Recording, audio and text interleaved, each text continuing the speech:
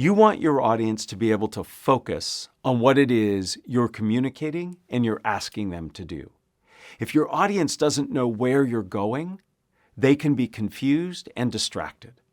So when you run a meeting, setting an agenda is really important.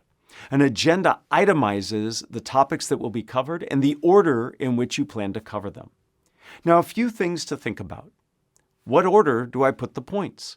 Well, you should prioritize them in terms of urgency and importance, but also think about the complexity and the emotional response people might have. The research suggests that if you were to have 3 topics that you need to cover, one that is relatively accessible and people are likely to agree on at one end, and on the other end, one that's really hot and spicy where you might have lots of disagreement, and then one that's sort of in the middle. The research suggests you start with the one in the middle. So you get people engaged, you get them participating and thinking, but you leave plenty of time to move to the next one, which is the hot and spicy one. And then you end with the one that should be easiest to resolve. So thinking through your prioritization and the intensity of the issues should help you decide the ordering.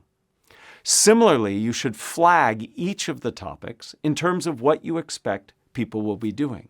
Is this simply informative in nature, where you're just updating or disseminating information? Is this one where you're asking for some kind of decision to be made? Or do you simply want a discussion? So when you itemize your agenda, prioritize them in terms of how you think people will respond and be very clear in what you are expecting them to do with each topic. In so doing, people can focus on the task and not be concerned about what's expected and why they're doing what they're doing.